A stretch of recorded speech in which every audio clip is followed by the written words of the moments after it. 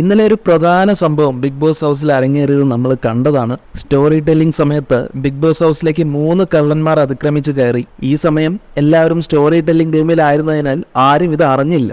Big ബോസിന്റെ team അംഗങ്ങൾ തന്നെയായിരുന്നു കള്ളന്മാരുടെ വേഷത്തിലെത്തിയത്.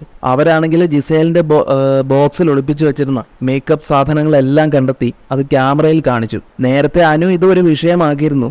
ജിസേൽ മേക്കപ്പ് സാധനങ്ങൾ ഒളിപ്പിച്ചു വെച്ചതിനെ കുറിച്ച് അനു സൂചിപ്പിച്ചപ്പോൾ ആ സമയത്ത് ജിസേൽ അത് നിഷേധിക്കുകയും തെളിയിക്കാൻ വെല്ലുവിളിക്കുകയൊക്കെ ചെയ്തത് നമ്മൾ കണ്ടതാണ്. എന്തായാലും ഈ സംഭവത്തോടെ അനു പറഞ്ഞത് സത്യമാണെന്ന് തെളിഞ്ഞിരിക്കുകയാണ്. മാത്രമല്ല ജിസേൽ ഒളിപ്പിച്ചു വെച്ച സാധനങ്ങൾ ബിഗ് ബോസ് ടീം തിരികെ കൊണ്ടുപോവുകയും ചെയ്തു. ഈ സംഭവം വീട്ടിലുള്ളവരാരും അപ്പൊ അറിഞ്ഞിട്ടുമില്ലായിരുന്നു. പിന്നീട് ഇന്നത്തെ ദിവസം രാവിലെ ബാഡ്ജ് ഗെയിമുമായി ബന്ധപ്പെട്ട് പുതിയൊരു പ്രഖ്യാപനം ഉണ്ടായി. നിലവിലെ ബാഡ്ജുള്ള 3 പേർ പുതിയ 3 പേർക്ക് ബാഡ്ജ് കൈമാറണം. അങ്ങനെയാണ് ഗെയിം ആരംഭിച്ചതും. ആര്യൻ, ഷാനവാസ്, ജിസേൽ എന്നിവരാണ് ഈ ഗെയിമിൽ പങ്കെടുത്തത്. ഗെയിം തുടങ്ങിയപ്പോൾ തന്നെ ജിസേലിന് വീഴ്ച പറ്റി. അതിനാൽ പിന്നീട് കളിക്കാനൊന്നും കഴിഞ്ഞില്ല. എന്നാൽ ആര്യനും ഷാനവാസും മികച്ച പ്രകടനം തന്നെ കാഴ്ചവെച്ചു.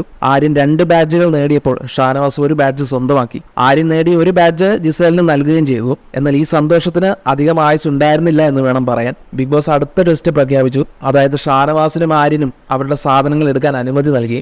എന്നാൽ ജിസേലിന് അതിനുള്ള അനുമതി കിട്ടിയതോ ഇല്ല.